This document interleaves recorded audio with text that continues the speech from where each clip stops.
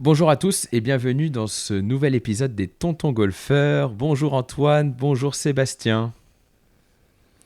Bonjour les amis. Salut les gars. Vous allez bien ?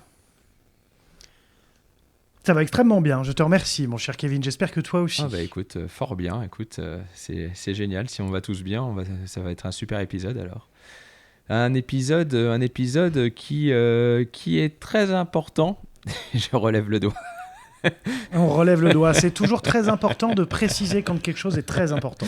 Sur les lives, je vois trop d'erreurs de lecture de live des personnes avec qui je peux partager des parties ou mes élèves. Je vois trop d'erreurs de live. Vous avez l'impression que vous pouvez faire certains coups alors que la situation ne s'y prête pas. Et surtout, le live, donc la position de balle, n'est vraiment pas adaptée à ce que vous essayez de faire. Donc, on va essayer de développer sur ce sujet, qui est notamment au-delà des enseignants de golf, c'est plutôt la partie joueur qui va parler aujourd'hui parce que c'est les lectures de live. Je pense que c'est là où les joueurs professionnels ont vraiment pris c'est leur métier en fait de vraiment lire toute la journée cette position donc sur le parcours. Donc ça va être assez intéressant d'avoir des points de vue de trois joueurs. Donc ça va être plus la casquette joueur aujourd'hui. Avant ça, je voudrais remercier...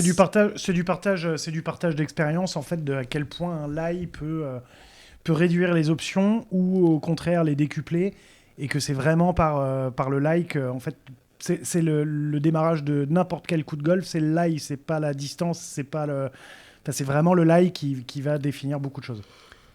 Avant ça, je voudrais remercier Wally Clubmaker pour son aide pour tous les montages vidéo, pour tout ce que vous pouvez voir sur les réseaux sociaux. Donc un grand merci à toute l'équipe, à Hugo et à Antoine notamment.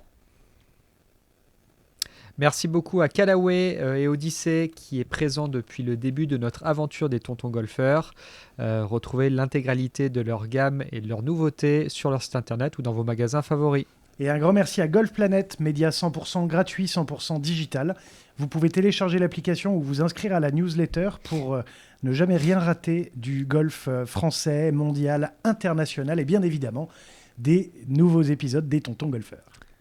Alors on est parti sur cet épisode sur le lie. Donc on rappelle, le lie c'est la position de la balle. Ces positions, il peut y en avoir plusieurs. Comment on pourrait mettre différentes catégories, on va dire, de lie? Mais déjà, la première chose, c'est que c'est la première règle de golf. La première règle de golf, on parle absolument tout de suite. Elle parle de deux choses. Elle parle de la balle et elle parle du lie. En anglais, la première règle de golf, c'est « play the ball as it lies ». Ça, c'est la règle numéro 1 dans le bouquin de règles. Et tout ce qui va suivre, c'est les moments là où c'est pas possible. Ou les moments particuliers. Donc les trois mots, je trouve, c'est play, donc jouer. Donc pour se rappeler que c'est un jeu, pour ceux qui tirent la gueule toute la journée sur un parcours. Et la balle, bien évidemment, et le lie. Le lie, ça va être, on va dire les les 4 grands lies différents. On va inclure le grand jeu, mais ça va être sur un tee, du fairway, du rough et du bunker. Je pense qu'on est d'accord là-dessus. Ouais, ça va être ça, et avec des sous-catégories lie bien sûr sur chaque. Et ces différents lies vont devoir être abordés de façon différente, mais avant tout, il faut arriver à les détecter parce que ce que je vois souvent, c'est qu'en fait, vous allez un peu trop vite dans cette lecture. Vous faites un petit peu les grosses catégories, oui, fairway, rough, bunker, tee, mais vous ne rentrez pas en profondeur sur cette lecture, et c'est ça qu'on va essayer d'étudier avec vous aujourd'hui. Antoine, comment, par exemple, si une balle est sur le fairway, est-ce qu'il peut y avoir différentes attentions ou quelque chose que tu regardes particulièrement quand elle est sur le fairway, par exemple? Est-ce qu'elle peut être placée de différentes façons? Alors, bien évidemment, oui, c'est vrai que la première chose, comme le disait Seb, je pense, sur laquelle il faut se focaliser lorsqu'on arrive sur un coup, et d'ailleurs, vous regardez les joueurs professionnels, la première chose qu'ils vont regarder, c'est la balle, tout de suite, pour savoir comment elle est positionnée, parce que ça va inclure pas mal de possibilités différentes. Ça va demander de vous placer en fonction de ce lie. Vous allez devoir jouer une trajectoire spécifique à ce lie. Vous n'allez pas pouvoir jouer aussi tous les coups, aussi en fonction de la balle que la balle est placée. Et ensuite, c'est aussi de déterminer qu'est-ce qu'un bon lie au final. Parce qu'on va effectivement avoir parfois une balle qui est très bien portée ou même portée haut sur l'herbe, que ce soit sur le fairway ou sur le rough, même si là on parle du fairway, n'est pas forcément considéré comme un bon lie. On sait que des joueurs professionnels, par exemple, quand ils sont dans le rough et que la balle est très haute sur l'herbe, c'est pas forcément un bon lie pour eux. La balle peut être légèrement foncée, ça peut être aussi un avantage.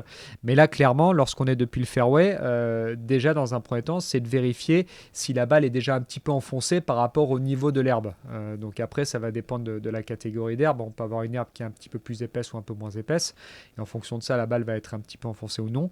Mais dans un premier temps, voilà, déterminer si la balle est correctement placée pour pouvoir, j'ai envie de dire, faire un peu un chip standard. Donc moi, c'est la première chose qui me vient en tête. Donc tu dirais, donc, effectivement, sur un fairway, ça peut être soit la balle peut être un peu portée si les fairways sont un peu généreux, ça peut être un sol, une balle qui est un peu enfoncée sur le fairway, ça peut être une balle sur un lie où c'est plutôt mou, gras, ça peut être ras et très sec. Enfin, en tout cas, c'est toutes ces différenciations qu'il faut mettre en avant. Et effectivement, vous êtes sur le fairway, mais là, on vient déjà de citer, je ne sais plus combien j'en ai cité, mais 4-5 situations où vous êtes sur le fairway, mais vous ne devez pas du tout faire les mêmes choix et prendre les mêmes options. Donc vous voyez déjà rien que sur le fairway. Alors maintenant, vous imaginez même pas dans le rough, parce que dans le rough, il y a tellement de roughs différents, tellement de hauteur, tellement de situations. Donc déjà, rien que sur un fairway, il y a déjà des particularités. Comment on pourrait, par exemple, sur un fairway, qu'est-ce qu'on va pouvoir adapter en termes de choix de club sur un fairway si la balle est portée, si le sol est dur, sol est gras, ou si le sol est plutôt, ou si la balle est plutôt enfoncée. Qu'est-ce qu'on va pouvoir, voilà, par exemple Seb, qu'est-ce que tu vas pouvoir te donner comme option en fonction de ces différents types de lie?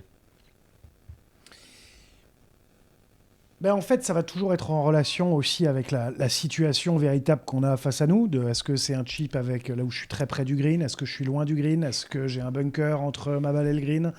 Est-ce que le drapeau est proche de l'entrée du green? Est-ce que le drapeau est loin de l'entrée du green?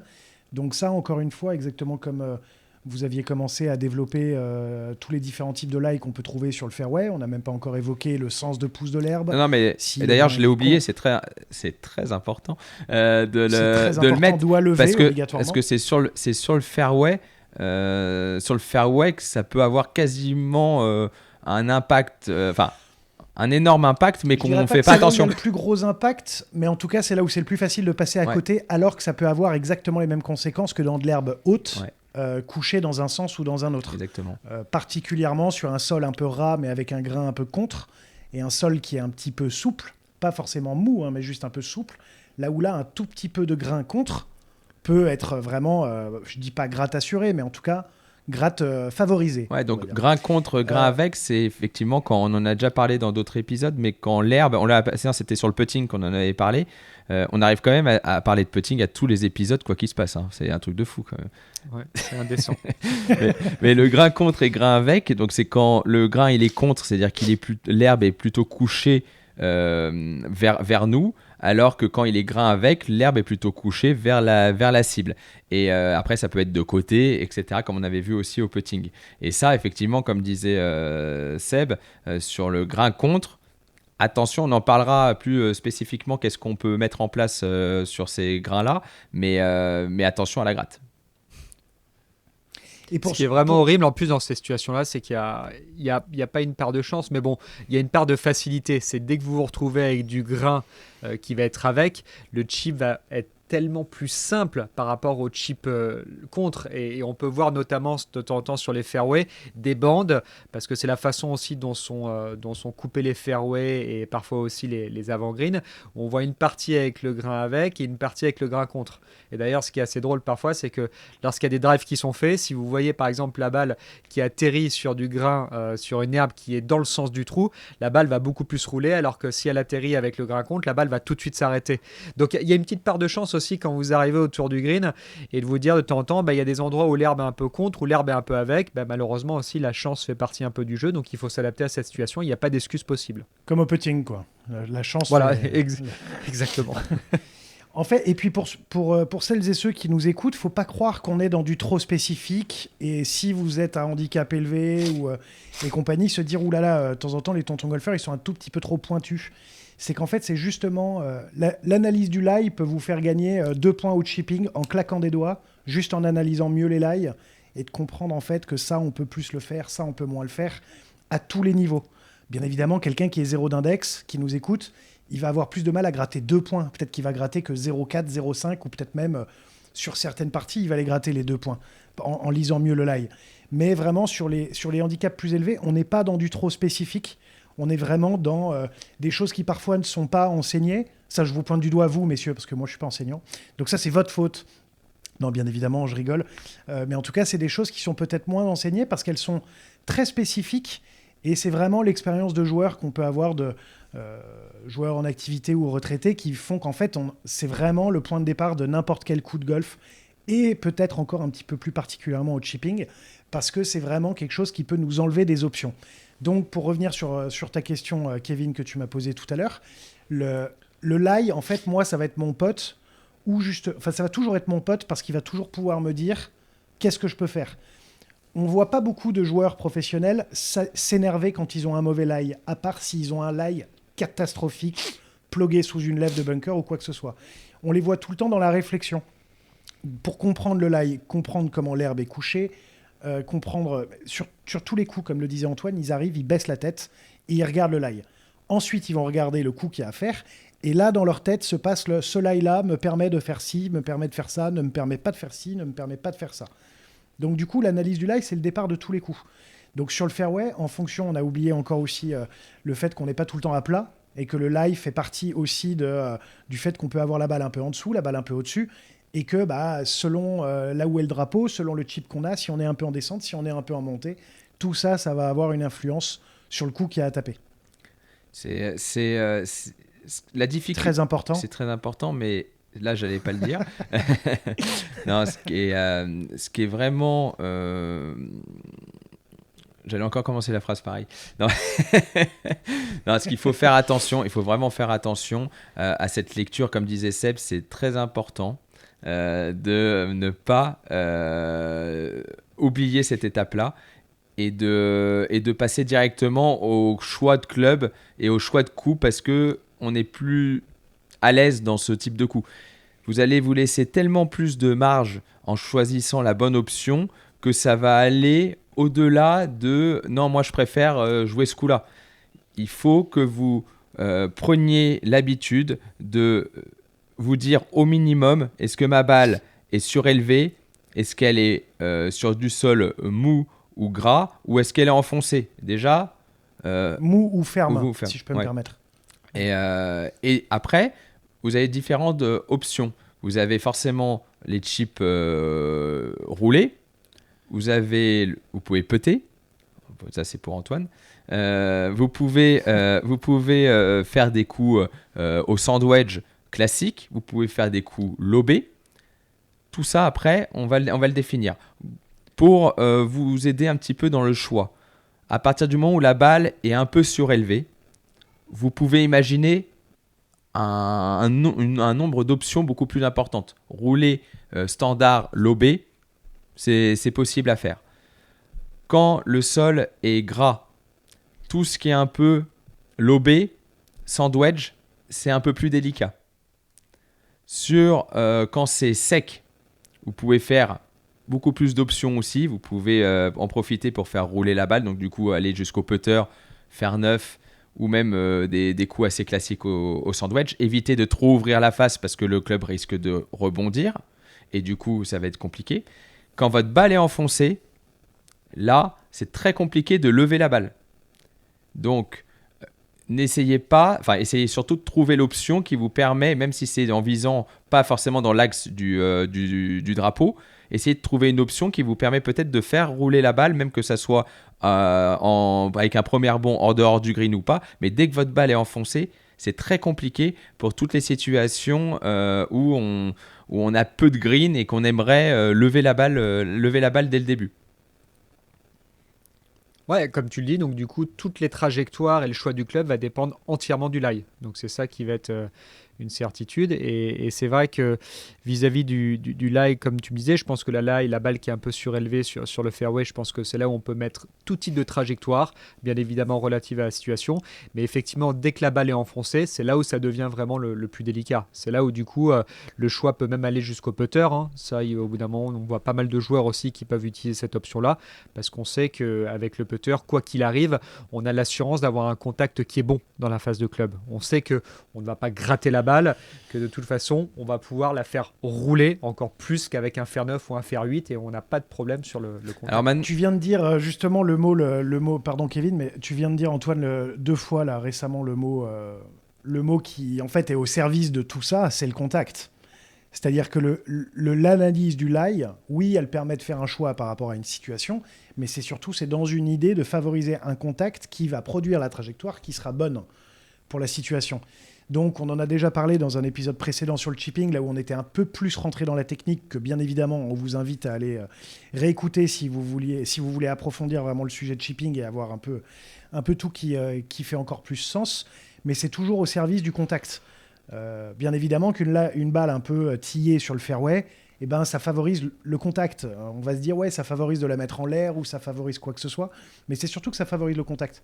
Donc c'est ça, en fait, les histoires ensuite d'adapter la technique à la situation pour pouvoir se permettre d'avoir le meilleur contact possible sur une situation donnée. Et non pas avec une technique ou un club tout de suite qui permet de se sortir de toutes les situations, de temps en temps sortir son pitching wedge partout, ce que je vois assez souvent quand je partage des parties avec des amateurs, sortir son pitching wedge partout, peu importe la situation.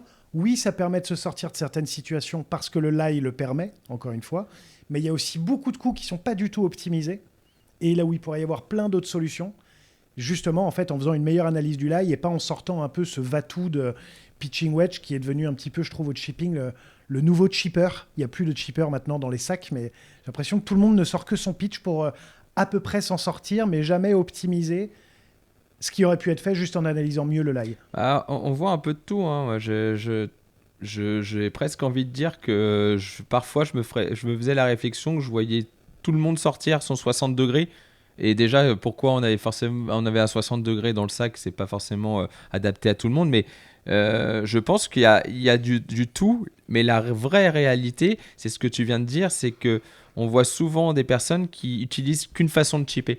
Soit ils font tout au sandwich parce que voilà, ils ont décidé que c'était tout au sandwich, soit ils font tout avec leur pitch. Et donc, quand tu vois des personnes, elles font l'un ou l'autre. C'est très rare de voir des personnes qui ont le panel de coups pouvant proposer plusieurs options et plusieurs types de clubs utilisés dans le sac. Et je pense qu'avant toute chose, c'est ça qu'il faut arriver à élargir. C'est le nombre de coups que vous avez, le nombre d'options. Et du coup, ça va faire sens avec votre lecture de lie parce que vous allez vous dire, OK, dans tel lie, je vais pouvoir utiliser tel club et tel club. OK, alors celui-ci, non, peut-être moins. Alors, tac. Et c'est là que ça devient intéressant.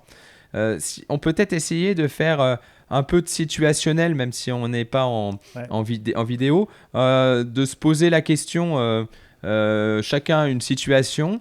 Donc ça, c'est pas préparé. On va essayer de se poser une situation et dire qu'est-ce que tu essaierais de mettre en place dans cette situation-là. Et puis, ça peut être spécifique et puis ça peut être propre à toi en tant que joueur. Et en fait, tu conseilles de le faire d'une autre façon. Qui commence ? Bah, moi, j'avais tout de suite une idée, en tout cas, d'exercice, qui est souvent quelque chose qu'on essaie de donner un peu en fin d'épisode, tu sais, pour un peu les tips de fin ou pour pour clôturer avec un dernier conseil.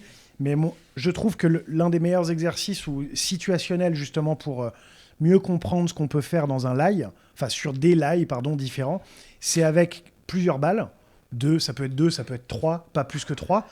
Mais en fait, de jeter les balles, déjà de ne pas placer les balles sur le fairway ou dans le rough, de les jeter. Et en fait, de se dire, je dois essayer de jouer cette balle de 3 manières différentes avec le même club. Ou à l'inverse, je fais le même lie et je joue avec 3 clubs différents. Juste en fait, pour essayer de développer des habiletés et voir les coups différemment que ce qu'on a l'habitude de voir. Ou le club que j'utilise, c'est le pitch, tout le temps. Et bien déjà, quoi qu'il arrive, j'ai pas le droit d'utiliser mon pitch. Tu vois, pour justement en fait, aller développer, parce que le chipping, c'est du temps, mais c'est pas du temps bête. Je vois trop de personnes avec 20 ou 25 balles qui font le même chip à 3 mètres du green, alors qu'en compétition, ils peuteraient, qui en fait font des chips qui en fait servent pas à grand-chose. Ils font que la même technique,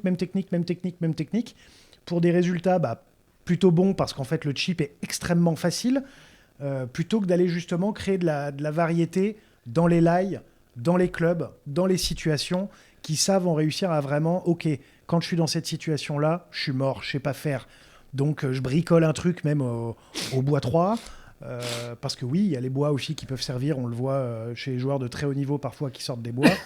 Ou à l'inverse, en fait, je me suis rendu compte que j'étais bien meilleur avec un sandwich alors que j'ai peur du sandwich habituellement. Enfin voilà un petit peu comment je voyais le truc. Ouais, c'est... Ouais, je pense que de toute façon, tester, c'est ce qu'il y a de mieux. Moi, j'adore l'exercice qu'on nous faisait faire quand on était jeune. Moi, je me souviendrai toujours avec l'un de mes coachs. On avait 5-6 situations à faire et chaque situation, on devait les réussir 3 fois avec 3 clubs différents. Donc on ne pouvait pas sortir de la situation tant qu'on n'avait pas réussi. Il y avait une fois le 60 degrés, une fois le 52 degrés et une fois le fer 8. Alors parfois on se retrouvait dans des situations qui étaient un peu extrêmes. On essayait de développer un peu nos habilités pour qu'avec le fer 8 on puisse la faire un peu haute. Donc là on se mettait dans une position qui était un peu différente, cette position un peu de lob shot avec les pieds alignés un peu à gauche, la face de club un peu ouverte. Mais là c'est un peu pour développer notre toucher, notre sens un petit peu du jeu. Mais je trouve que déjà pouvoir varier de clubs comme tu disais Seb, dans une même situation pour vous rendre compte quand même que peut-être que le club que vous utilisez souvent n'est pas le plus simple, forcément ça va vous aider dans beaucoup de choses à ce niveau-là, sachant que vous allez vite vous rendre compte parfois qu'au final, le club que vous utilisez, c'est peut-être pas le club à tes souhaits Sébastien, Merci. le club avec lequel vous vous sentez le mieux. Ouais, je pense que c'est vraiment intéressant de varier et les techniques et les situations dès l'entraînement, parce que c'est pas sur le parcours malheureusement que vous allez le tenter si vous l'avez jamais fait avant. Vous n'allez pas tout d'un coup sortir le club alors que vous êtes en train de faire un petit match ou une compétition et sortir un club que vous n'avez jamais utilisé à l'entraînement. Donc vraiment varier le plus possible lors de vos entraînements, et même prenez le temps, si vous avez des amis qui sont aussi passionnés de golf comme vous, c'est sympa de prendre 3 balles, de vous mettre ensemble au chipping green et de placer la balle, de dire tiens regarde si je la place comme ça, comment je pourrais pour optimiser la technique ou le choix de club, qu'est-ce que tu ferais toi, parce que parfois vous avez des réponses à vous offrir les uns aux autres, parce qu'il y en a un qui a eu la réponse sur un type de lie comme ça et qui va pouvoir vous le transmettre. Nous ça a été beaucoup comme ça, il n'y a pas un livre d'école des lies malheureusement. C'est quelque chose qu'on apprend sur le terrain et qu'on apprend de génération en génération, de circuit en circuit. Je pense que nous, sur les circuits de plus bas, les personnes qui étaient déjà sur place ont pu nous aider sur différents lies à l'étranger. Mais je pense que Seb, qui a vécu le Tour européen, c'est quelque chose qui a été hyper intéressant pour toi, avec la génération que tu as rejointe sur le tour, qui ont pu te faire gagner du temps sur te dire voilà, là c'est des lies que tu n'as pas vraiment dans le monde amateur ou sur les circuits plus bas, autour des greens, comment on fait, qu'est-ce qu'on fait, et c'est souvent quelque chose qu'on entend, que les premières années sur le tour tu étoffes ton panel de coups et ta connaissance du chipping énormément. Tu sais, c'est l'un des exemples. Alors, en l'occurrence, oui, je me souviens d'une partie de reconnaissance sur ma première année sur le Tour européen, là où on jouait à Valderrama. Et là où je me souviens très bien, on jouait avec Raphaël Jacquelin, il y avait Benoît Telleria qui était là aussi, qui était là avec moi sur le tournoi. Et là où sur un chip, sur un trou, là où ma balle était assez proche du drapeau, mais dans du très gros rough avec un green carrelage, donc dur, enfin très ferme et très rapide. Ma balle était très enfoncée dans le rough. Et là, je me souviens vraiment de Raph et Benoît qui m'avaient dit, bah voilà, là, tu es sur le chip Tour européen. Tu l'as peut-être jamais vu. Ça, c'est le chip qu'il va falloir que tu saches mieux faire cette année.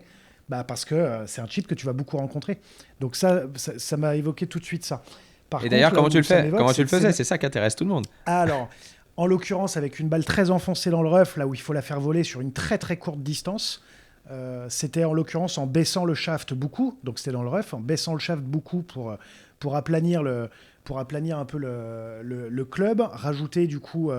parce qu'il y avait quand même de l'herbe sous la balle, elle était enfoncée, mais c'était de l'herbe très dense, donc il fallait vraiment qu'il y ait beaucoup de clubs qui viennent, et la balle, tu pouvais presque la jouer un peu en gratte, en fait, façon un peu sortie de bunker, mais avec un club tellement couché que presque la face, elle te regarde, tu vois, un peu. Et en fait, qui se jouait vraiment à presque faire une gratte, mais avec énormément de vitesse pour que la balle, en fait, ne vole que 1 mètre, 1 mètre 20, mais qu'elle arrive toute molle sur le green, avec très peu d'effet, et en fait, tu faisais presque un énorme effort avec une balle qui, en fait, ne fait quasiment aucune distance pour essayer, d'une manière ou d'une autre, de presque un peu passer en dessous en gratte, quoi. Mais là où ça me fait penser aussi sur le partage d'expérience, c'est... j'ai eu la chance de partager pas mal de moments avec José Maria Olasabal, qui racontait ça de Woods sur ses premières années pro. Et même, je crois, de ce que disait José Maria, j'en suis quasi sûr, c'est que Woods encore, quand il était dans ses belles années, continuait à aller voir Olasabal, comme Olasabal le faisait avec Ballesteros avant, et même Tiger allait voir Ballesteros. C'est qu'ils vont se voir mutuellement pour tel coup tu le fais comment, tel coup tu le fais comment, celui-là je t'ai vu le réussir, je comprends pas comment tu as réussi. Et en fait, de se transmettre des petits secrets de maître. Alors que bon, ils sont pas de la même génération, donc ils n'étaient pas non plus complètement en concurrence, mais bon, quand même, quoi. C'est même entre les plus grands shippers de l'histoire, ça discute, ça va se donner des petits tips en fait de voilà comment je la fais celle-là. D'ailleurs, tu m'avais envoyé il y a pas si longtemps une vidéo, vous devez le voir, Tiger qui commence justement à beaucoup plus transmettre via les réseaux sociaux. Il y a eu des vidéos qui ont été faites, et sur une vidéo sur le chipping avec Fred Couples. Incroyable. Exceptionnel. Ouais, il faudrait qu'on arrive à retrouver le compte sur lequel c'était, là où c'est même un poil plus long du chipping, c'est peut-être même du pitching, voire du wedging court. Ouais, c'est wedging c'est 50 yards, je crois, un truc comme ça. Ça a l'air d'être 40-50 yards qui tape, et c'est exceptionnel de simplicité et en plus d'analyse de trajectoire et de lie, en fait. Il parle de tout ça. Il parle pas simplement du mouvement, enfin il parle beaucoup du mouvement, mais après avoir parlé de la situation, en fait. Ouais, et puis de cette face qu'il ouvre à l'adresse alors qu'il veut la jouer en draw. Enfin, il y a tellement de petits tips et de petites choses, et tout ça, en fait, vous pouvez pas l'apprendre. C'est impossible à apprendre. Donc, il faut vraiment questionner vos coachs. Quand vous avez la chance de jouer avec des joueurs qui sont peut-être plus avancés que vous, de leur poser les questions, oser leur poser la question. Est-ce que ce chip, comme tu l'aurais joué comme moi, comment tu le jouerais, qu'est-ce que tu ferais dans cette situation-là? Demandez à vos pros, lors des pro-am, lors des stages. Tout ça, c'est vraiment des éléments importants à demander, parce que malheureusement, on n'en parle pas tant que ça. On le voit très peu, hein, même sur les réseaux sociaux où là, il y a beaucoup de contenu vidéo. C'est pas quelque chose qu'on entend vraiment. C'est quelque chose qui se transmet de personne en personne parce que c'est du situationnel et donc c'est propre à chaque situation. Donc, Antoine Schwartz, si je te donne... moi, j'aimerais parler d'une situation. Ah bah voilà, tiens, voilà, c'est moi qui vais parler de cette situation. Alors, on est à 20 mètres du drapeau. On est derrière un bunker. On a un bunker qui fait 10-12 mètres de profondeur. Donc, ce qui fait qu'entre la fin du bunker et le drapeau, on n'a que 8 mètres. On se retrouve sur un lie en descente depuis le fairway avec une balle un peu enfoncée sur un lie mou. Allez, on met tout dans la... Allez, là, je ramasse. Ensemble, vas-y. Ah ouais, non, mais là, je vois toutes les deux. Alors, je vois Seb tout de suite qui fait... Ah ouais, moi, ça, c'est tout ce que j'adore, ça.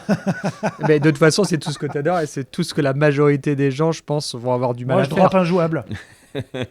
Voilà, non mais déjà, alors oui, je pense pas qu'on soit dans ce genre de situation de drop un job, mais on est vraiment à se dire ici que le chip putt est quasiment Mais en fait, il impossible. faut quasiment pas le voir, le chip putt. T'es dans une bien situation sûr, comme ça, bien sûr. l'erreur justement, c'est de vouloir la remettre proche du drapeau. C'est là que tu as une forte chance de te retrouver plugué dans le bunker après ton chip. Je pense que Je voulais en venir à ça, tu vois, c'est exactement Ouais, ça. mais C'est elle de est te dire que là, la pire chose que tu puisses faire, c'est vouloir essayer de faire chip putt. C'est malheureusement, tu te retrouves parfois dans des situations qui ne sont pas réalisables pour faire chip putt, sauf avec un coup de chance monumental.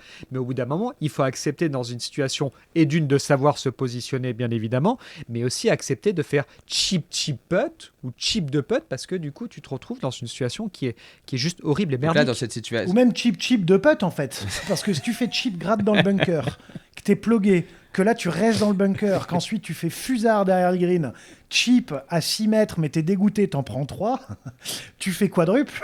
Donc double c'était pas mal. mais là, dans la situation Ouais, que bien sûr. tu donnes, déjà, c'est d'accepter que la balle, elle risque de partir un peu basse parce que t'es en descente. Le lie est gras, donc compliqué. Donc peut-être prendre un club qui a déjà un petit peu plus de bounce pour essayer que le club s'accroche pas trop. Et surtout accepter peut-être un point de chute avec de la marche, c'est-à-dire peut-être un point de chute qui est directement au drapeau et qui te laisse un putt 10 mètres long du drapeau. Ça reste dans une situation qui est quand même catastrophique comme tu es en train de la donner. Je pense que de se retrouver entre 5 et 10 mètres long du drapeau tout le temps, c'est mieux que se retrouver la plupart du temps plugué dans le bunker. En fait c'est là où on voit quand même vraiment bien le niveau de chipping des meilleurs du monde. Oui, ils font chip putt de temps en temps dans les situations très difficiles. Oui. De temps en temps, en visant pour tomber au drapeau, sauf qu'il la gratte un peu, elle tombe 1 mètre après le bunker, hop, elle release, elle se met donnée, tout le monde applaudit et parle d'un coup de génie, alors que le joueur, pendant que la balle elle volait, il était en stress en se disant est-ce qu'elle va prendre la lèvre du bunker vu que j'ai fait une petite gratte. Donc ça, il faut pas l'oublier. Mais ce qu'il faut aussi voir, c'est en fait que les meilleurs du monde sont les meilleurs au chip simple. Ils ne font jamais de chip de putt. Enfin, si, ils font de temps en temps, on peut pas dire jamais, mais on va partir du principe qu'ils font quasiment jamais de chip de putt sur un chip simple.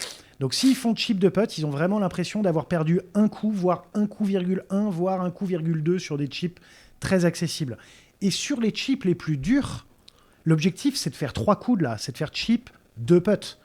C'est de surtout pas faire une énorme erreur. Donc c'est comment je peux me mettre dans une position là où après j'ai plus que 2 coups à faire en fait. Que ça soit un chip putt facile ou que ça soit 2 putts. C'est pas si grave de rater le green au chipping si le chip était injouable. Ce qui compte, on vous le dit souvent sur les tontons golfeurs, c'est de jouer la meilleure partie d'échecs possible. Donc si on doit se faire manger un pion pour pouvoir avancer sa tour, ou inversement, et ben soit si ça fait avancer le schmilblick. Donc sur les chips faciles, soyez exigeants avec vous-même. Sur les chips difficiles, comme la situation que Antoine vient de donner, qui est difficile pour tout le monde, il n'y a personne qui va vous dire « Ah ouais, ça j'adore ». Le but, c'est de faire le moins de coups possible, mais pas 2 coups de là. C'est 3 coups l'objectif. C'est le rêve. Et 4, c'est pas si grave en fait. Mais l'erreur, c'est d'aller en faire 5 parce qu'on a voulu en faire 2. Là, il y a un delta énorme. Et puis vous avez qu'à pas vous retrouver dans cette situation-là, hein, après, hein, c'est votre problème. Hein. Vous avez qu'à adapter votre stratégie et pas louper du mauvais côté. Hein. D'ailleurs, l'épisode sur la stratégie, n'hésitez pas à aller le voir. Vous vous retrouverez pas dans ce genre de situation régulièrement. Alors j'ai une autre situation qui est quasiment, qui est assez proche de celle-ci. Maintenant, Après, on va parler du rough. Ouais. Hein. On fait la dernière sur le fairway. une où vous êtes sur le fairway, mais plutôt à plat. Vous avez le même bunker qu'Antoine nous disait, donc 10 mètres de bunker, mais cette fois-ci le drapeau est à 25 mètres derrière le bunker, il est tout au fond du green. Comment on la joue, qu'est-ce qu'on fait? Est-ce que parce qu'il y a un bunker à passer, est-ce qu'on est obligé de prendre le sandwich pour la lever pour absolument passer au-dessus du bunker? Bah non, parce que le bunker, il est au niveau du sol. Donc en fait, il n'y a pas de question de hauteur. Le bunker, entre guillemets, n'existe que dans votre tête. Il existe sur le parcours, mais il existe que dans votre tête à ce moment-là. Et en fait, c'est pas un obstacle. Il n'y aurait pas le bunker, le coup, il vous ferait pas peur du tout, parce qu'il n'est pas en jeu en fait. Donc, ce qui va être intéressant dans cette situation-là, c'est de faire avec ce sur quoi vous êtes le meilleur ou la meilleure. C'est-à-dire, est-ce que je suis bien plus fort en portant la balle jusqu'au drapeau? Hop, petit spin latéral donné birdie. Bon, ça, je me suis emballé, désolé. Ou est-ce que c'est de la faire tomber voilà, donc je pense que c'est sur un coup qui faisait 25 mètres à peu près, tu disais 20, ouais, ah oui, tu disais 10 mètres plus, donc on est sur un coup de 35. Soit ça peut être de la faire tomber 10 mètres courte, que ça soit avec un coup de sandwich tendu ou avec un pitch, ou avec un 52, j'en sais rien. Mais en fait, l'option, elle existe aussi de la faire tomber 17-18 mètres devant vous et de la faire rouler 17-18 mètres aussi. Ça va dépendre de comment, en fait, quelles sont vos appétences et vos habiletés au chipping. Et il n'y a pas de bonne ou de mauvaise situation. Non, ne pars pas sur ça. Non, pardon. Ne pars pas sur ça. Non, il n'y a pas de bonne ou de mauvaise solution. En fait, la bonne solution, c'est celle qui vous laisse le plus de chances de réussir le coup. Ouais, Oui, après, bon, ne pas hésiter aussi à prendre un petit peu de marge quand même. Hein. S'il y en a qui adorent faire aussi quelques coups roulés, être vigilant, parce que si vous avez le bunker devant, bon, pas la pire chose que vous pourriez faire, c'est vous retrouver dans le bunker. Mais après, comme tu dis, Seb, le bunker ne devrait même pas exister dans cette situation-là, quoi. C'est si un obstacle sans être. C'est un obstacle mental, mais ce n'est pas un obstacle. C'est ça que je voulais mettre un peu en avant, là. Parce que souvent, on va me répondre « Ah ouais, mais il y a un bunker à passer, donc du coup, j'ai pris mon 60 degrés parce qu'il fallait passer le bunker. » Alors que dans cette situation-là, en fait, oui, c'est comme vous dites, le bunker, il ne doit pas exister normalement. Donc, en fait, c'est un coup à plat, ouais. À part si le bunker, il est en relief, ouais. Mais ou s'il y a une lèvre énorme. Ouais, parce que même s'il est un peu surélevé, la balle avec un 52 ou un pitch, ou même parfois un fer 9, ça passe largement. Donc, n'hésitez pas, en fonction de la dureté des greens et de la vitesse, évidemment, mais n'hésitez pas à vraiment prendre le coup dans son ensemble. Si votre point de chute est à 15 mètres du bunker, le bunker, il n'existe pas. Même si vous loupez votre point de chute, normalement, il n'existe pas. Donc, pas vous faire polluer par les obstacles devant vous. Mais ça, c'est pareil dans toutes les solutions. Ouais. À part très, très mauvais contact. Mais là, ce sont des choses qui arrivent, en fait, de faire un très mauvais contact. Mais c'est pas en prenant le sandwich que vous allez vous rassurer. C'est même souvent en prenant le sandwich pour la faire tomber au drapeau que tu décélères un peu, ta face, elle glisse dessous, tu te retrouves dans le bunker. Ouais. Je trouve. Ouais, bah, très souvent, c'est un coup de sandwich qui fait les plus grosses grades qu'un coup roulé. Hein. C'est plus souvent sur un coup de sandwich. Donc là, avant de partir sur le rough, est-ce qu'on pourrait parler juste du grain contre sur le fairway ? Qu'est-ce qu'on pourrait mettre en place ? Comment faire pour être un peu plus vigilant ? Toi, Seb, par exemple, qui a joué en Asie, où l'herbe peut être un petit peu... où il y a beaucoup de grains. Qu'est-ce que tu pouvais mettre en place sur ce type de coup ? Alors, je fermais les yeux. Non, alors oui, un petit peu de technique là-dedans. J'ai jamais été un grand... j'ai jamais beaucoup changé les semelles de mes sandwichs. J'ai toujours préféré m'habituer à un sandwich et à essayer d'adapter en fonction du sol que j'avais plutôt que de changer de sandwich un peu à chaque fois. Donc moi, en l'occurrence, avec le grain contre, on sait très bien que l'énorme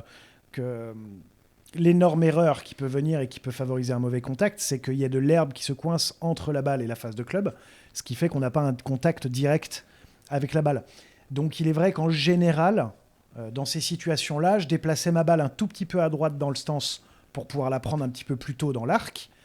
Potentiellement, encore une fois, c'est un tout petit peu, c'est pas du 2 cm. Je descendais un tout petit peu les mains sur le club, justement pour pas encore plus favoriser le sol. Et même si là, c'était vraiment, vraiment très, on va dire, dangereux, entre guillemets, si je l'accrochais un tout petit peu, si j'avais un obstacle devant ou quoi que ce soit, pas à voler, mais pas en termes de hauteur de balle, en termes de distance, là, potentiellement, je mettais en plus un peu le club sur la pointe pour que j'ai le moins de friction possible avec le sol et qu'en fait, je vienne prendre absolument que la balle sur une balle qui va du coup être un petit peu plus basse automatiquement, vu que je l'ai mise à droite dans le stance, que j'ai baissé les mains sur le club, ce qui fait qu'il y a moins de poids en tête, du coup, et avec du coup une face de club qui arrive un tout petit, avec un peu moins de loft au moment de la frappe, donc une balle un tout petit peu plus basse. Je trouve que c'est une situation qui est tellement compliquée. On voit qu'il y a tellement de possibilités de les jouer. Moi, j'ai encore des images de Scotty Scheffler qui avait cette tendance à être assez verticale, à voir le club qui s'enfonce dans le sol et limite, d'habitude, le club rebondit sur le sol. Là, on voit le club qui s'enfonce dans le sol à faire des très bons chips comme ça. Aux US, t'en vois beaucoup. T'en vois beaucoup comme ça. De plus en plus. Alors que Bryson, c'est assez violent. On nous avait appris. Bryson. Ouais. On nous avait appris souvent de pas être dans cette situation-là, alors qu'on le voit de plus en plus. Donc c'est pour ça que c'est assez bizarre vis-à-vis de ce qu'on nous avait enseigné. Mais en tout cas, ce qui est certain, c'est que le contact, encore une fois, on va parler de ça, il est primordial et que ça se joue au centimètre près. Quand vous avez peut-être un peu le grain avec, il peut réussir à avoir des chips corrects malgré le fait que vous avez des contacts qui soient mauvais. Dès qu'il y a grain contre, c'est tout de suite punition sur ça. Si vous la contactez un petit centimètre avant, vous vous sentez d'un ridicule parce que la balle fait quelques centimètres. Je crois bien que c'est Severiano Ballesteros qui disait que tu avais quasi sur un lie bon, sur un bon lie, donc pas du tout en grain contre, que tu pouvais toucher le sol.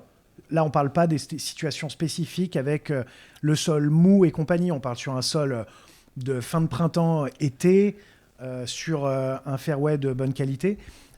Vu qu'il avait la chance de jouer quasiment que des parcours dans des états fantastiques toute l'année, mais que tu pouvais avoir jusqu'à 2 inches de contact avec le sol avant la balle. Alors à part si tu arrives avec la tranche du club, et que du coup tu fais une tranchée, mais avec un club sur lequel tu fais un peu travailler le bounce, donc là où tu as un peu plus d'ouverture de face et que du coup plus de contact du dessous de la face, donc le bounce avec le sol, que tu pouvais aller jusqu'à 2 inches avant la balle, donc on parle de quasiment 5 cm sur du lie contre.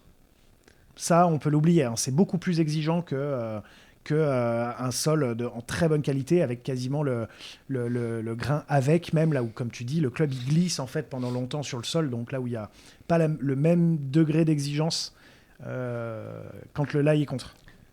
Et c'est là où cette l'une des erreurs les plus communes chez l'amateur au chipping de vouloir prendre la balle en remontant, c'est là où ça va être le plus catastrophique au final, cette erreur qui est commise.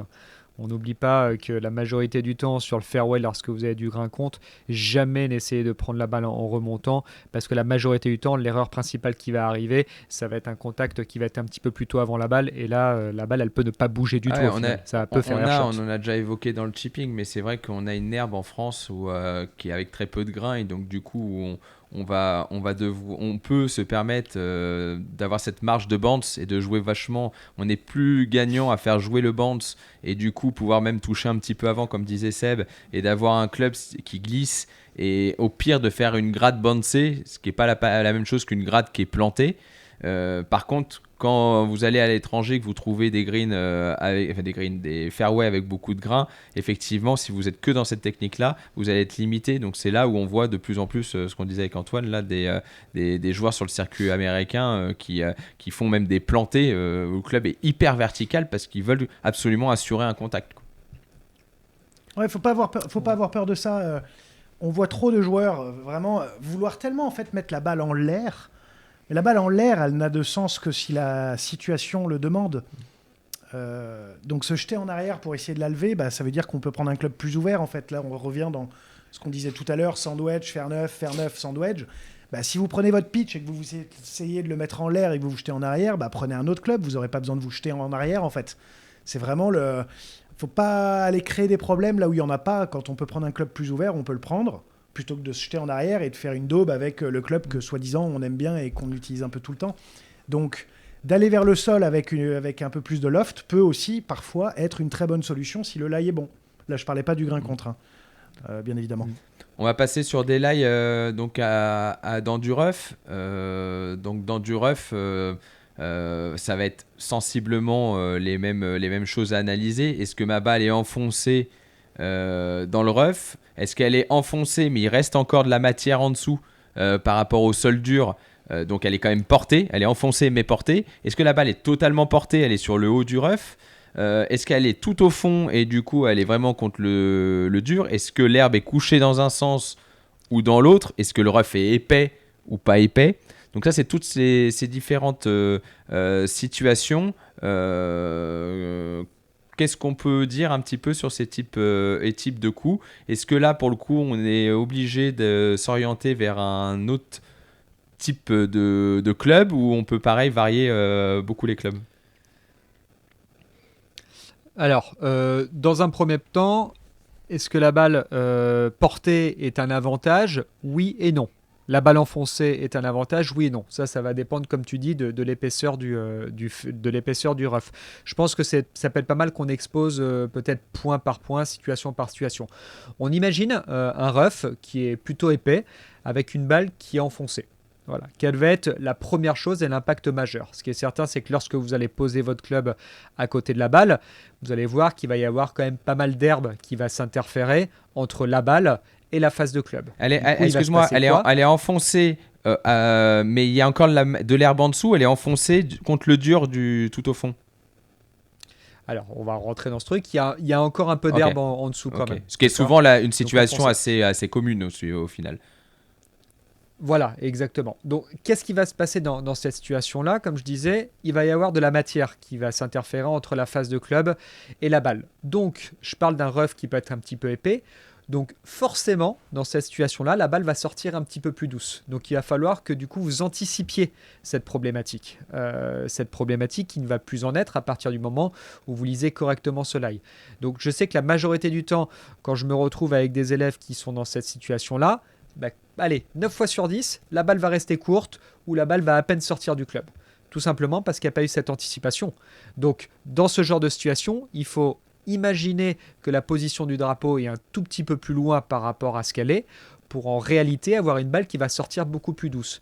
Donc ça, c'est vraiment dans l'esprit. Après, il y a toute la partie mécanique qui va rentrer en place. Est-ce qu'on ouvre un peu la face de club? Est-ce qu'on met un peu de vitesse? Kevin, dans cette situation, je te laisse me dire ce que tu penses. Effectivement, il faut pouvoir éjecter la balle. La balle va partir moins fort.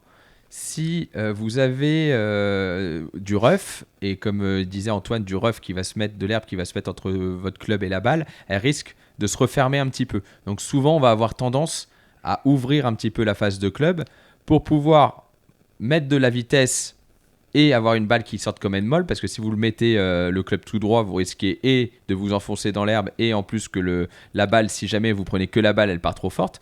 Donc, privilégiez une face un petit peu ouverte. Si vous prenez déjà votre 60 degrés et que vous l'ouvrez, et que c'est déjà un club que vous tapez à 50 mètres, vous n'allez pas faire beaucoup de distance. Donc, un joueur professionnel ou quelqu'un qui a beaucoup de vitesse peut-être se permettre de jouer beaucoup avec le 58-60 dans ces types de situations, mais de jouer avec son 52, allez, on va dire entre le 50 et le 54, voire le pitch dans certaines situations avec la face un peu ouverte, peut donner un confort du fait que vous mettez quand même un peu de vitesse, mais vous y avez quand même le club qui va vous aider. Là, je parle un petit peu pour parler, on va dire, d'un niveau de jeu peut-être pas professionnel, on va dire, entre 15 et au-dessus.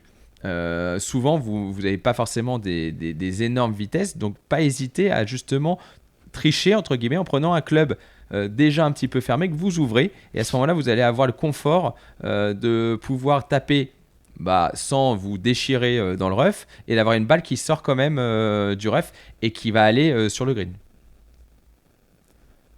Toi, Seb, est-ce que tu aurais une façon de le jouer différente par rapport à ce qui a été dit?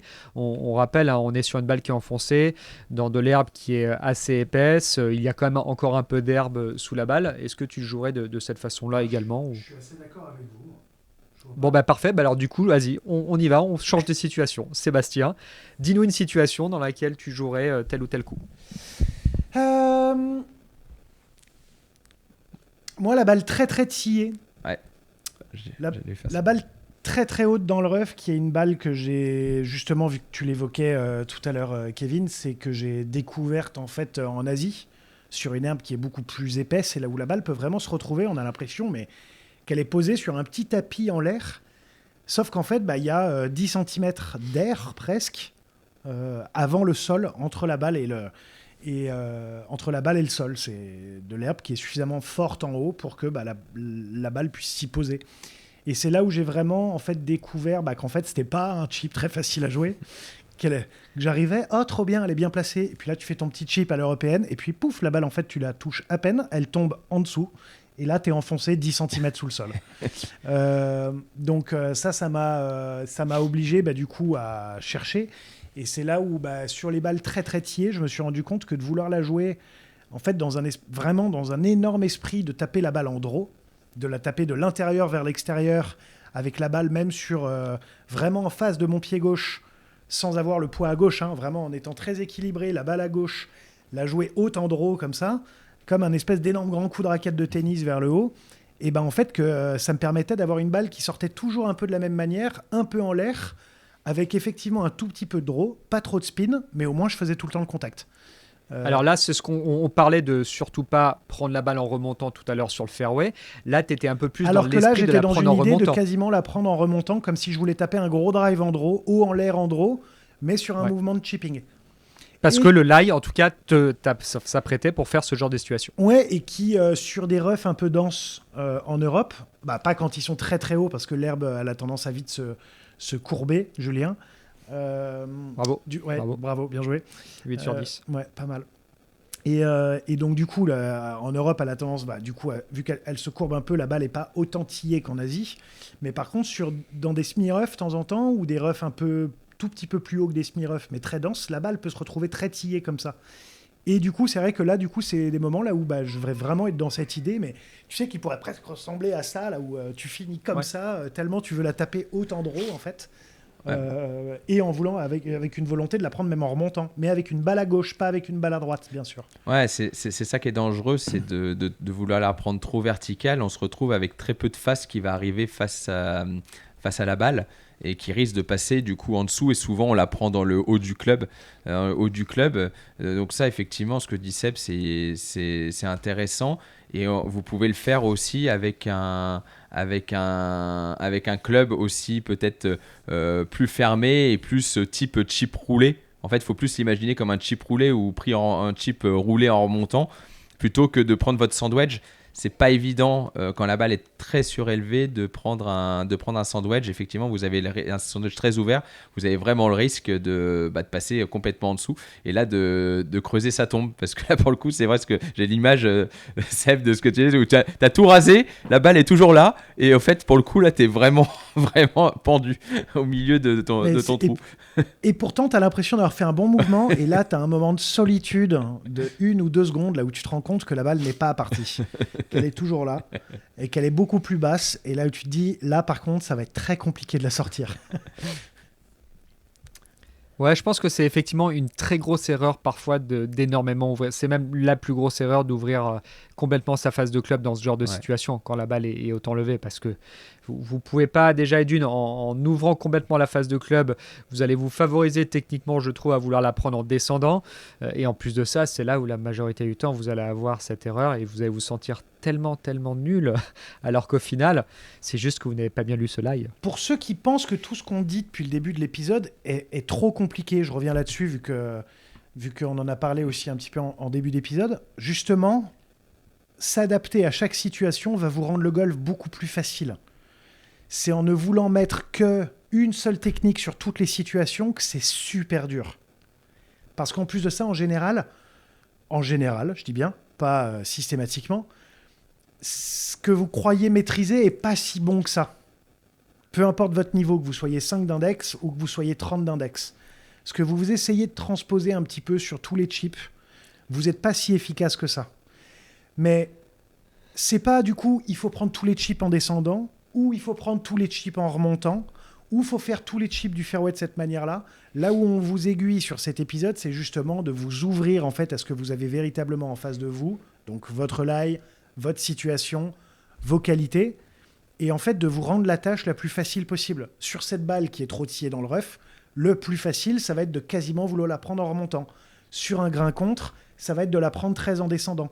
C'est pas une règle à chaque fois qui fonctionne au chipping, c'est chaque situation qui va imposer une réflexion pour vous rendre la vie la plus facile possible. Et ça, comme dit Seb, c'est à tous les C'est niveaux. dur de passer après ça. C'est hyper dur. Mais là, tu as fait les 3 réels de très, l'épisode. Là, j'étais pied au plancher, je suis crevé. Mais oui, souvent, effectivement, vous vous dites non, c'est pas pour moi, c'est pas fait pour moi, j'ai pas ce niveau-là. Mais non, en fait, vous gagnez du temps. Plus vous le faites tôt, plus vous allez progresser, plus vous allez pouvoir gagner du temps et gagner des points surtout sur le parcours. Et vraiment, ça rend le chipping encore plus intéressant quand vous faites cet effort de lecture et d'analyse. Ça vous permet aussi de passer moins de temps au putting et d'aller passer du temps au chipping. Parce que vu que vous mettez les chips donnés, en fait, Arrête de ruiner un petit peu ma carrière. C'est ma deuxième carrière de coach de putting. Je t'ai rien fait, pourtant je t'aime bien, Kevin, je t'aime bien. Non, mais c'est vraiment important. Et c'est vrai que sur l'exigence aussi que vous avez, parfois, elle est mal on va dire... ouais, elle est mal... Non, elle est pas adaptée. Elle est pas de adaptée, temps en ouais. temps, vous avez, de temps en temps, vous croyez que ce chip-là, en fait, de le mettre à 4 mètres, c'est un bon chip, alors qu'en fait, de le mettre à 8, c'est un très bon chip. Et de temps en temps, ce chip-là, vous vous dites, bon, si je le mets à 2 mètres, c'est déjà pas mal, alors qu'en fait, vous avez déjà le niveau pour avoir une chance de le rentrer. Ouais. C'est... en n'ayant qu'une seule technique, on a un peu qu'une seule manière de voir le chipping et qu'un seul type d'exigence, alors qu'en fait, ça change tout le temps selon la situation. Certains chips, c'est comme t'en parlais Antoine sur ta situation horrible tout à l'heure, mais la Med Green, c'est excellent. Alors que vous enlevez le bunker, bon bah la Med Green, c'est pas grandiose parce qu'il y a tout d'un coup beaucoup plus d'options pour y arriver sur le green. Donc ça permet de jauger en fait, de lire un lie et une situation, de jauger un peu ce que le coup demande de vous et ce que vous êtes capable de faire, et du coup de tout mettre en adéquation pour justement faire avoir le meilleur résultat possible à ce moment-là, à ce moment donné. Ouais, comme tu dis, il y a au bout d'un moment à avoir aussi un petit coup de chance de temps en temps, parce que malheureusement vous vous retrouvez dans une mauvaise situation comme celle-ci, comme au putting, voilà. Je pensais à Adrien Sadier qu'on a eu il y a pas très longtemps, qui nous parlait du playoff qu'il avait contre Alex Noren. Tous les deux, leur deuxième coup se met directement à gauche de l'obstacle, et Adrien nous disait qu'il avait un lie qui était tellement horrible que lui, sa sécurité avant tout, c'est essayer de prendre un morceau de green. Je crois qu'il s'est retrouvé 3-4 mètres derrière, alors que Alex Noren, qui était à 1 mètre de lui, avait un lie qui était absolument parfait. Alors en plus, Alex Noren, qui chip comme un Jésus, autant vous dire que là, oui, il y a eu une notion de chance aussi, qui a fait que même si Adrien savait chipper dans ces conditions, il a fait un chip qui s'est retrouvé à 3-4 mètres, qui était un excellent comme il a chip. dit, il a dit la priorité, c'était de ne pas faire le chip de la honte. c'est ses mots. Hein. Ouais, mais... ouais, complètement. Mais... dans cette situation-là, ouais, ils sont très proches. Et oui, je me souviens que le jour même, il y en a plein qui ont dit « Ouais, t'as vu comment il a joué le chip, il l'a balancé, alors qu'Alex Noren, il l'a mis donné. » Mais en fait, on le voyait en regardant bien les images, le lie d'Adrien avait l'air dramatique, mais horrible. Marron autour de la balle, donc ça veut dire mou, ça veut dire qu'il y a eu de la terre remuée et compagnie avec l'obstacle d'eau, c'est humide, et une touffe devant la balle. Enfin, personne n'en veut de ce chip. Donc, il a bricolé un truc. Ouais, il aurait peut-être pu la mettre 1,50 m plus proche. Mais bon, voilà, ça veut dire que son à part coup de chance, là où elle finit très très proche du drapeau, mais en fait, ça veut dire qu'il estimait, en étant vainqueur sur le Tour européen quelques semaines avant, donc c'est quand même pas le premier venu, il estimait sur ce chip qui paraissait pas si dur pour un tout à chacun qui prend pas le temps de l'analyse du lie, qu'en fait, son meilleur chip, il allait peut-être finir à 2,50 m ou 3 mètres. Et il a fini à 4,50 m, juste en dehors du green. Et que peut-être qu'en voulant la mettre plus proche, il prenait le risque de même pas avoir de putt pour essayer de... Voilà. Ouais, de la mettre dans l'eau et que ça soit terminé. Exactement. Je sais plus si c'était en off ou lors de notre interview où il avait dit qu'il était très content de ce chip. Ouais. Mais la situation s'apprêtait aussi à ce que ce chip qui était à 3-4 mètres était plutôt un chip très correct. Donc, ouais, complètement. Donc voilà, tous vous adaptez par rapport à cette situation. Messieurs, sur la partie rough, est-ce qu'on ne se ferait pas une dernière situation qui peut être, j'ai envie de dire, peut-être la situation simple, une balle qui est plutôt bien portée, légèrement enfoncée. Est-ce qu'encore une fois, sur cette situation-là, il y a une technique particulière? On parle de conditions un peu adaptées. Est-ce qu'on pourrait dire, qu'est-ce qu'on pourrait d'ailleurs juger d'une balle bien placée dans le rough, à hauteur d'une balle bien placée sur le fairway, par exemple? Comment est-ce qu'on pourrait juger ça? Est-ce que dans cette situation-là, on pourrait sortir un peu tous les coups, on pourrait sortir toutes les trajectoires? Je pense que c'est encore plus simple. Hein. Enfin, c'est même sûr d'ailleurs. Je pense qu'une balle placée idéalement dans le rough, donc on va dire peut-être un petit 2 cm porté, que tout le rough est assez égal, on va dire, en termes de hauteur, qu'on est à plat. En fait, on a plus de marge d'erreur que sur un fairway. Sauf si tu as un fairway haut et qui te permet d'avoir la balle surélevée de la même façon. Mais en tout cas, plus l'équateur de la balle est éloigné du sol qui est dur, plus vous avez de la marge d'erreur et de la facilité. Jusqu'au point où c'est tellement haut qu'on arrive à la situation de tout à l'heure. Là où c'est excessif, là où il y a trop d'espace. Où il y a trop d'espace, où là ça devient compliqué. Mais tant que vous êtes sur quelque chose d'assez... Moins d'une balle de hauteur, par rapport au sol, c'est idéal. Ouais, ça c'est régal et ça vous permet vraiment de pouvoir avoir... vraiment un swing avec une vitesse constante, pas besoin d'accélérer trop. Vous pouvez ouvrir la face, la mettre neutre, vous pouvez mettre la balle un peu à gauche, un peu plus à gauche que d'habitude. Vous pouvez même vous permettre d'avoir une technique un peu fragile pour ceux qui se jettent un petit peu en arrière et qui ont tendance à la prendre un peu en remontant, ce qui est souvent le défaut au chipping qu'on peut observer. Sur ce type de lie, ça va passer. Donc c'est vraiment pas le type de lie sur lequel il faut s'entraîner le plus. Il faut en faire. Il faut remarquer que vous pouvez le faire avec plein de clubs différents, mais c'est pas techniquement très compliqué en tout cas. Donc c'est là peut-être sur ce type de coup que vous pouvez avoir quand vous avez plus de 50% de green par rapport à la distance, d'avoir vraiment une exigence un peu plus élevée. Moi, je veux que vous soyez extrêmement vigilant aussi sur la façon dont vous ouvrez la phase de club dans le rough. Parce que ouvrir une phase de club dans le rough, comme on dit, c'est aussi le risque de passer en dessous. Donc, il faut être extrêmement vigilant aussi de savoir la quantité aussi d'herbe, j'ai envie de dire, que vous avez sous la balle à ce niveau-là. Parce que c'est un peu la même chose. Une balle qui est extrêmement enfoncée dans le rough, basse, où on a peu d'espace entre le bas de la balle et le sol, c'est un peu la même chose. Il faut être vigilant sur la façon dont vous ouvrez la phase de club, parce que ça peut très vite partir comme une top, alors qu'une balle qui peut être un peu surélevée avec une phase de club qui est très ouverte, en fait, tout simplement, c'est que plus vous allez ouvrir votre phase de club, plus la hauteur de la phase de club, je ne sais pas si vous allez me comprendre, du coup va être faible. Donc vous augmentez le risque de pouvoir passer sous la balle, par exemple, avec une balle qui est un petit peu élevée. Donc c'est vraiment... C'est intéressant, je trouve, de prendre le sandwich ou le club et le mettre au niveau de son regard, de son visage. Et amusez-vous à l'ouvrir, à l'orienter à droite, à le refermer et de regarder un peu comment ça change votre façon, le club, comment ça va le changer, le bas du club, comment il va évoluer. Par exemple, si vous le faites sur votre main ou sur une table, vous allez voir que vraiment, prenez une tête de club de sandwich et mettez-le sur une table et faites-le bouger un petit peu de différentes façons. Vous allez voir qu'il y a des moments où vous dites, bah ouais, là je peux faire qu'un top, là je peux faire une balle plus basse, là une balle plus haute, et que vous imaginez ça avec plus différentes hauteurs de balles, et vous allez comprendre la mécanique du club. Et parfois c'est pour ça que vous allez voir que vous pouvez mettre le club sur la pointe, vous pouvez baisser les mains comme disait Seb tout à l'heure, vous pouvez faire plein de choses, et en fait on reste trop basique sur une situation, une ouverture de face, un club, alors qu'il y a de multitudes de situations et de choix et d'options et de techniques au chipping. Et donc, essayez d'élargir ça. Essayez d'élargir le champ des possibles. Ouais, tout simplement aussi, par exemple, prenez votre 52 degrés, au lieu de prendre votre 58, ouvrez-le pour voir un petit peu ce que ça donne aussi. Le fait tout simplement de pouvoir ouvrir le club avec un peu plus de bounce sur ce genre de situation peut également énormément aider à avoir le club qui pas qui rebondit sur le sol, mais tout simplement qui va mieux passer avec le contact de la balle. Ok, parfait les gars.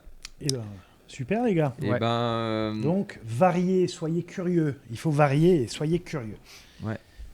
Ouais, variez, soyez curieux, essayez d'étoffer et posez des questions. Posez-vous des questions à vous déjà, et posez des questions et amusez-vous à faire une après-midi de chipping à 2 ou 3 amis et essayez de discuter de ces lives. De leur prendre de l'argent, de leur prendre beaucoup d'argent. Voilà.